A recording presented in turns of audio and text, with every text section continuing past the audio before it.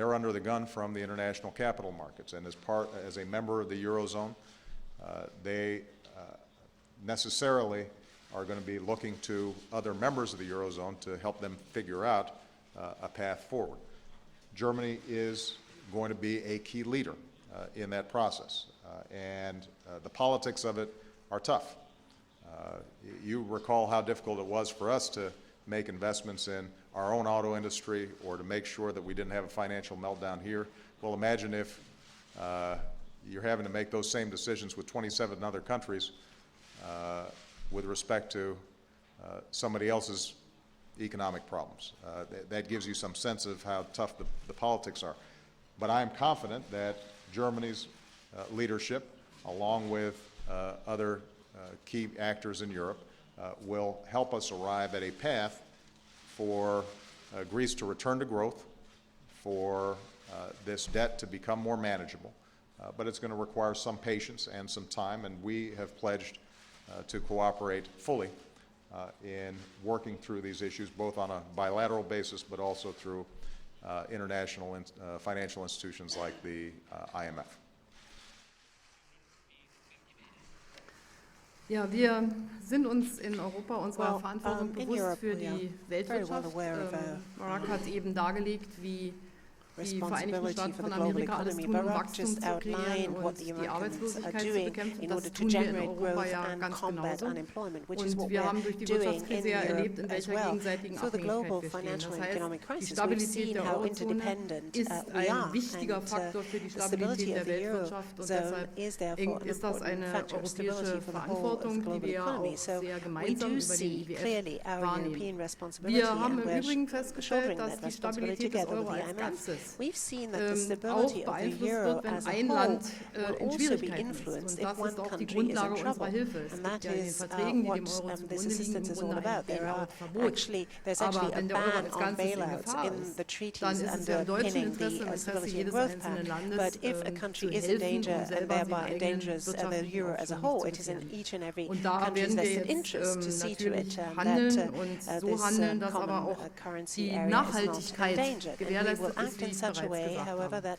Was die Situation in den Vereinigten Staaten von Amerika anbelangt, so glaube ich, ist es das Beste, jeder behandelt seine eigenen Probleme. Wir haben in Europa eigentlich alle Hände voll zu tun und ich bin ganz gewiss, so wie wir in Europa unserer Verantwortung nachkommen, werden wir auch die Vereinigten Staaten von Amerika ihrer Verantwortung nachkommen. Shoulder our responsibility and meet our responsibility, so will the United States of America. Herr Brissler?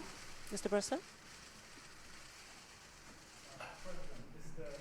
Freedom that is awarded to the Chancellor today, just a recognition of her accomplishments in the past, or is it as well an expression of the expectations that you would have for the future? And if so, where do you see areas globally where the Chancellor and Germany can do more? Und Frau Bundeskanzlerin, Deutschland erntet ja auch in den USA viel Anerkennung für seine wirtschaftliche Stärke. Verbunden ist das aber ja immer auch mit der Erwartung, sich international stärker einzubringen. Sind Sie der Meinung, dass Deutschland seiner internationalen Verantwortung bisher ausreichend gerecht wird? Oder sehen Sie Gebiete, wo Deutschland in Zukunft mehr tun muss? With respect to the Medal of Freedom, it certainly is a recognition of the Chancellor's remarkable career. I think not only has she been an excellent steward of the German economy and the European project, but she represents the unification of Europe through her own life story and the capacity to overcome the past and point towards a brighter future. So the extraordinary work that she's already done, I think would by itself merit the Medal of Freedom. Fortunately, she's going to be around quite a bit longer. And so she's going to be doing outstanding work in the future. Her leadership will be critical on economic issues of the sort that we just discussed in the Eurozone. And I very much compliment her on the courage with which she approaches some of these very difficult political issues at some significant political costs to herself. On the international stage, there's no issues that we don't coordinate closely with Germany. And our work in Afghanistan, our work together with NATO, the approach that we've taken with respect to the Middle East and the Arab Spring, our approaches to development issues, and how we help the poorest countries find their place in the international economy. These are all going to be areas where I think Angela's leadership will be welcomed and will be absolutely critical for us to be able to achieve the kind of more peaceful and prosperous world that we want to see. So she's not finished yet. She's got a lot more work to do. I know sometimes she probably wouldn't mind a couple of days off, but she'll have to wait for that. Ja, ich glaube, wenn ich heute hier bin und auch die Medal of Freedom erhalten werde, dann ist das auch vielleicht nochmal der Moment zurückzublicken, was eigentlich Ende der 80er Jahre 1990 mit der deutschen Vereinigung geschehen ist. Deutschland hat damals eine qualitative neue Entwicklungsphase begonnen. Wir waren ein wiedervereinigtes Land, aber wir waren plötzlich auch ein Land mit allen Rechten, aber natürlich auch mehr Pflichten. Und wenn ich daran denke, wie wir Anfang der 90er Jahre in Deutschland darum gerungen haben, ob wir Schiffe auf die Adria senden, um bestimmte Beobachtungen durchzuführen. Und wenn ich denke, wo wir heute stehen, dann glaube ich, sieht man, wie Deutschland diesen Weg der internationalen Verantwortung gegangen ist und zwar in einer großen Kontinuität gegangen ist. Und da gehört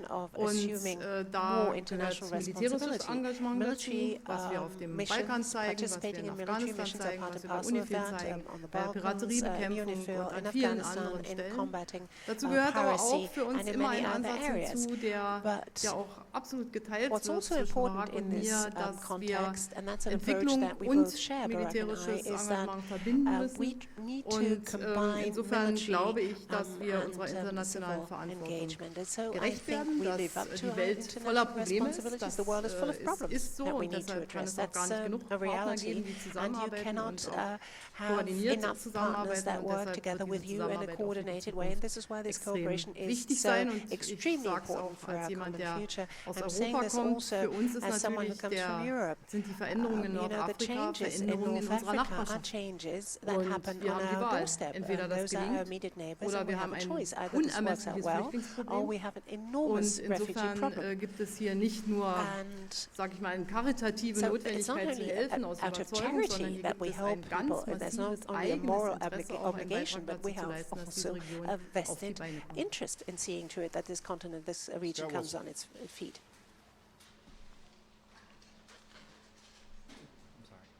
Thank you, Mr. President. Chancellor Merkel. Mr. President, you called Chancellor Merkel one of your closest global allies, but you have differed in approach on a couple of key issues, Libya and the global economic recovery over the years. In Libya, do you believe more German military involvement in that operation would bring it to a faster and more decisive conclusion? And did you ask Chancellor Merkel for such a commitment? And on the European economic question, did you ask her specifically to drop her insistence that the private sector become involved in the Greek debt bailout, which is holding up that and which you've blamed the European sluggishness for America's own stalled recovery? Chancellor Merkel, if I could ask you, do you believe NATO was mistaken in getting involved militarily in Libya? And if not, why are you not more directly involved militarily there? And what more can you do to promote an accelerated European economic recovery? Thank you. Well, first of all, with respect to Libya, I think it is important to note that this is a NATO operation that's fully integrated, which means you have German personnel who are involved actively in these activities in their NATO role.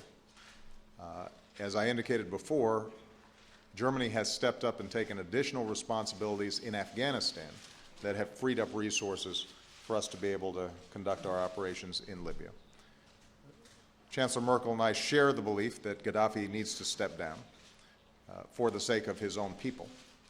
And with respect to the pace of operations and participation, I think if you look at where we were 3 months ago and where we are now, or 2 months ago and where we are now, the progress that has been made in Libya is significant. Our goal there was to protect the Libyan people from a potential slaughter. We have done so. Benghazi is free from threat of the Libyan regime right now. They are hunkered down. Misrata, which was under severe attack, is now in a situation where, although still threatened, Gaddafi's forces have been pushed back. So what you're seeing across the country is an inexorable trend of the regime forces being pushed back, being incapacitated. You're seeing defections, oftentimes of some very high-profile members of the Gaddafi government as well as the military. And I think it is just a matter of time before Gaddafi goes. And each country that is part of this coalition is playing a different role. So we did a whole bunch of stuff at the front end to disable Gaddafi's air defenses, to take out some of their most significant firepower. Now we are in a more supportive role, as other countries have stepped up. Germany, we did discuss last night Germany's role, and there is going to be a lot of work to do when Gaddafi does step down in terms of getting the Libyan people back on their feet. Economic, political work that's going to have to be done, and my expectation is going to be that there will be full and robust German support, as there has been in the past from Germany on a wide range of issues. With respect to the economy, as I said before, this is a tough and complicated piece of business. And ultimately, Europeans are going to have to make decisions about how they proceed forward. What you have to do is balance the recognition that Greece has to grow, and that means that there has to be private investment there. They've got to make structural reforms that make them more competitive. They have to have greater transparency in their economic system. But given their level of debt, it also means that other countries in the Eurozone are going to have to provide them a backstop and support. And frankly, people who are holding Greek debt are going to have to make some decisions working with the European countries in the Eurozone about how that debt is managed. What we've done is to say to Germany and other countries that are involved, we will be there for you. We are interested in being supportive. We think that America's economic growth depends on a sensible resolution of this issue. We think it would be disastrous for us to see an uncontrolled spiral and default in Europe, because that could trigger a whole range of other events, and I think Angela shares that same view. And so we're going to have to work through this issue methodically, and we will be supportive in any ways that we can to make sure that all the best ideas are brought to bear on the problem. But let me just make one larger point about, because it relates also to the question that Steve asked earlier. I think people on both sides of the Atlantic are understandably frustrated with the ups and downs of the economy, the world economy. And it's just very important for folks to remember how close we came to complete disaster. The world economy took a severe blow 2.5 years ago. And in part, that was because of a whole set of policy decisions that have been made and challenges that had been unaddressed over the course of the previous decade.